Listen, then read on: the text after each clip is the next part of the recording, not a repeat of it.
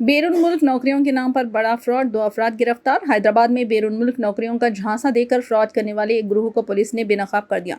Task force اور لالہ Guda police نے مشترکہ کارروائی کرتے ہوئے تارناکہ میں واقع ورلڈ وائڈ اوورسیز نامی جعلی کنسلٹنسی پر چھاپہ مارا۔ یہ کنسلٹنسی نسیمہ بانو، سید عادل 23 سالہ، فاطمہ اور ریکھا نامی افراد چلا رہے تھے۔ یہ گروہ خاص طور پر ان طلباء اور نوجوانوں کو نشانہ بنا رہا تھا جو بیرون ملک نوکری کے خواہش مند تھے۔ انہوں نے سوشل میڈیا پر اشتہارات دے کر دعویٰ کیا کہ وہ سنگاپور، آسٹریلیا اور روس میں کم قیمت پر نوکریاں اور ویزے فراہم کرتے ہیں۔ متاثرین سے تقریباً 35 لاکھ روپے وصول کیے گئے۔ دھوکہ دہی سے متاثرہ افراد کو جعلی ویزے اور جعلی آفر لیٹرز دیے گئے۔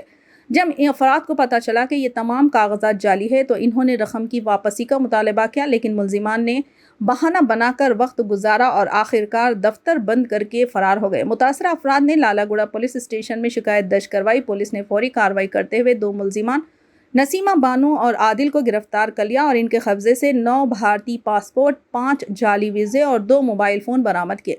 دونوں کو مزید تفتیش کے لیے تھانے منتقل کیا گیا، جبکہ دیگر 2 مفرور ملزمان کی تلاش جاری ہے۔ پولیس نے عوام سے اپیل کی ہے کہ وہ بیرون ملک نوکریوں کے جھانسے میں آنے سے پہلے اچھی طرح تصدیق کریں اور مشکوک سرگرمیوں کی اطلاع فوری طور پر متعلقہ حکام کو دیں۔